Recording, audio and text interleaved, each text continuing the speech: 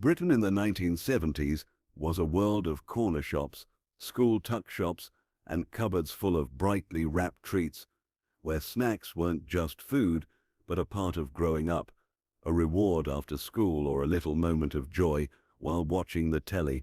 Some were chewy, some were crunchy, and some were simply unforgettable. And in this video, we're counting down 15 forgotten snacks from the 70s that we'd love to see make a comeback. So if you remember even one of these, hit subscribe and let's unwrap a taste of the past. Spangles were one of the most iconic sweets of the 1970s. Little square boiled treats wrapped in bright, colorful paper, with each pack offering a mix of flavors from cola and butterscotch to the more unusual Old English herbal variety. They were cheap, lasted for ages in your pocket, and felt like real treasure from the corner shop, with Gran often keeping a pack tucked away in her handbag, ready to share on long bus rides or during a quiet afternoon, and unwrapping one always felt special as the wrappers crinkled loudly. The flavors lingered on your tongue, and everyone had their favorite to argue about, making them remembered today with pure nostalgia, a simple sweet that tasted like childhood Britain,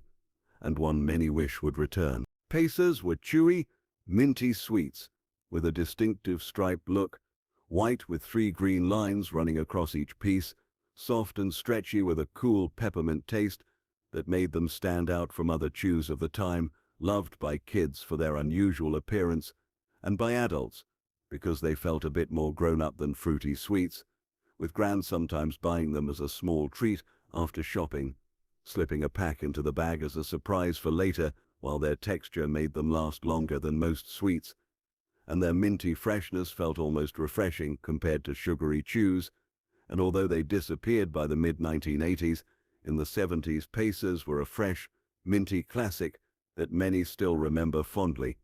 The Texan bar was the chewy champion of the 1970s sweet shop, packed with nougat and caramel covered in milk chocolate, famous for being so tough you could barely bite through it, with adverts leaning into that idea by calling it the bar that lasts a long, long time, and kids treated it almost like a challenge, with Gran laughing as we tried to eat one, jaws aching but refusing to give up because the flavor was worth the effort, making it not just a sweet, but a small test of patience and determination. And finishing a whole bar felt like a victory, and although it was gone by the mid-80s, in the 70s, Texan bars were a proper playground legend that kids still talk about today. Cadbury's Aztec was born in the late 1960s and became a true favorite throughout the 70s, looking a bit like a Mars bar but with its own character, as rich milk chocolate wrapped around soft nougat and a thick layer of caramel, making it heavier, sweeter, and proudly marketed as a more indulgent option, the kind of treat you really savored instead of rushing through. With Gran often buying one as a little indulgence with her afternoon tea, breaking it into neat pieces on a saucer to make it last longer, and people remember how the caramel stretched with every bite and how satisfying it felt compared to lighter bars. And although it disappeared from shelves by the late 70s, for those who tasted it, the memory of its creamy sweetness still lingers as one of Cadbury's most missed creations. Fry's 5 Center was like opening a sweet shop inside a single chocolate bar, with smooth milk chocolate on the outside and 5 different fruit-flavored fondant centers: orange, raspberry, lime, strawberry, and pineapple, making every bite a surprise, and kids loved guessing which flavor would come next, sometimes even trading pieces to get their favorite, with Gran often cutting the bar into small squares to share after Sunday lunch, turning it into a family game where everyone compared flavor, and it felt colorful, fun, and a little bit fancy compared to the plainer bars of the time, which made it stand out on the shelf. And although it disappeared by the 1990s, in the 70s, Fry's 5 Center was a true showstopper that made chocolate feel playful and adventurous. Gramtree's Bar 6 was a proper tea time treat in the 1970s, a slim chocolate bar filled with layers of light wafer and milk chocolate cream, then wrapped in smooth milk chocolate, not too heavy and not too sweet, just the right balance that made it a favorite for school lunchboxes and after-school snacks, with Gran keeping a few in the cupboard for when we came round, and unwrapping that bright orange wrapper felt like opening a little moment of joy, often called the perfect in-between bar. Big enough to feel like a treat, but light enough not to spoil dinner, and although it quietly disappeared by the 1980s,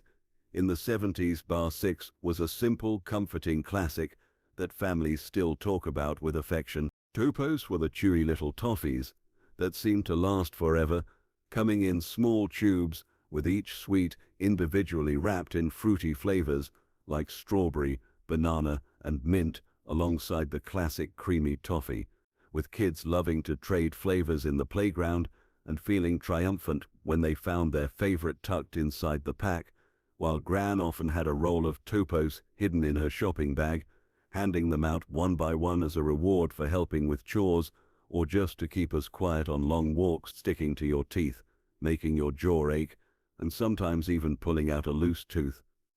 But nobody minded because the taste was worth it, and although by the 2000s they had all but vanished, in the 70s Topos were an everyday treat, the kind of sweet that made pocket money stretch a little further. Tooted crisps were a true northern legend of the 1970s,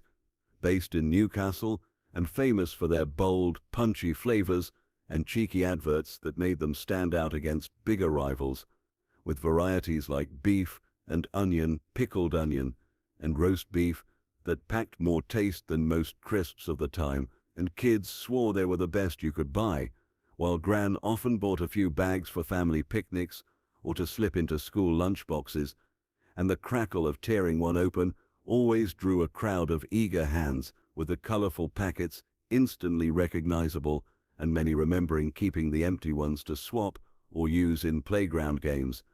And although the brand disappeared by the 1980s, in the 70s, Tudor crisps were a crunchy part of everyday life in Britain. Smith's crispy tubes were the kind of snack that turned an ordinary break into something memorable, shaped like little hollow straws, light and crunchy, with just the right salty kick to keep you reaching back into the bag, with kids loving to slip them onto their fingers before eating, turning playtime into snack time without missing a beat, while Gran sometimes picked them up as a surprise from the corner shop, and they rarely lasted more than a few minutes once the packet was opened, with simple but bold packaging that made opening it feel like a small event, especially when shared with friends.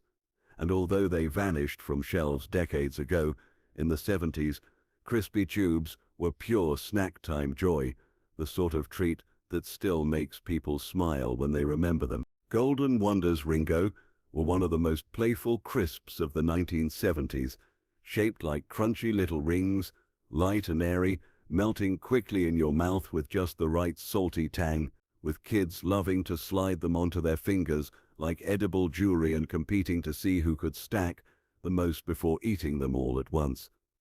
While Gran often bought them as an after-school treat, and a single bag could turn a dull afternoon into something exciting, especially when shared with friends around the kitchen table, with the 70s version having a different texture compared to later ones.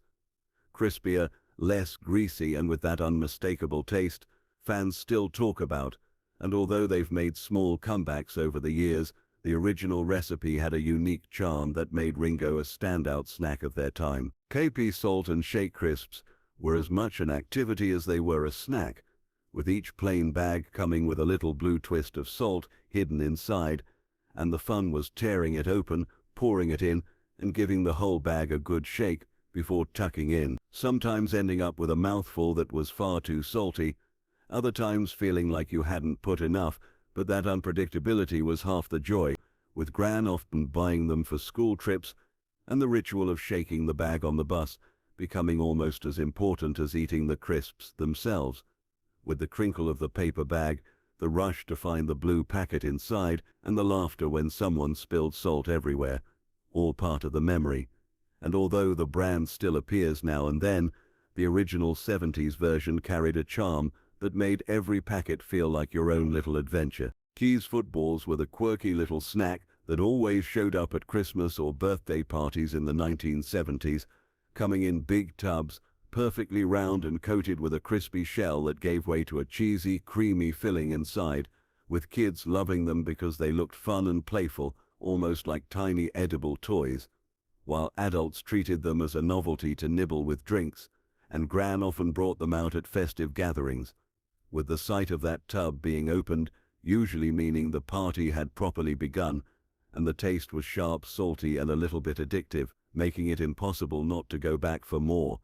And although they've disappeared from shelves now, for families in the 70s, cheese footballs were a symbol of celebration, a snack that turned an ordinary table into something special. Cadbury's Top Deck was one of the most eye-catching chocolate bars of the 1970s, with a layer of classic Cadbury milk chocolate on the bottom, topped with a smooth layer of creamy white chocolate, a simple idea that felt exciting and a little luxurious, with the contrast of flavors making each bite richer than a standard dairy milk and quickly becoming a favorite for those who wanted something different, while Gran often treated herself to one during a weekly shop, carefully breaking it into squares to last the whole evening with her cup of tea. And kids loved the look of it, as the two colors made it stand out in the sweet aisle and gave it a sense of being special.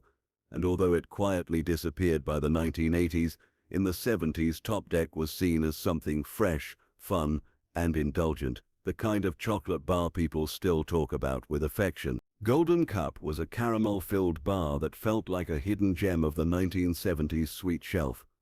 Not as famous as Mars or Dairy Milk, but with a loyal following thanks to its gooey center and smooth chocolate coating, with a shiny gold wrapper making it feel just a little more special, like unwrapping a small treasure, and kids often picking it when they wanted something different from the usual choices, while Gran liked to keep one tucked away in the cupboard for evenings, breaking it into neat pieces to share with whoever happened to drop by for tea, and the caramel was rich and sticky, sometimes stretching in long strings when you bit into it, making it fun as well as tasty. And although by the early 1980s, Golden Cup had disappeared, for families in the 70s, it was a sweet treat that turned an ordinary moment into something indulgent. Wagon Wheels are still around today, but anyone who grew up in the 1970s will tell you they were massive back then, with 2 biscuits sandwiched with marshmallow and a hint of jam, all coated in chocolate, almost the size of a child's hand, and feeling more like a meal than a snack, with kids loving the messiness, marshmallow sticking to fingers, chocolate crumbling everywhere, and it always being a race to finish before it fell apart, while Gran often bought a packet to share, sometimes cutting them in halves for fairness, though we always argued they were best eaten whole, and the original version had a thicker biscuit and richer flavor than today's smaller ones, making finishing one feel like an achievement. And although modern Wagon Wheels still carry the name, in the 70s they were a giant adventure in a wrapper, remembered fondly as one of Britain's biggest treats.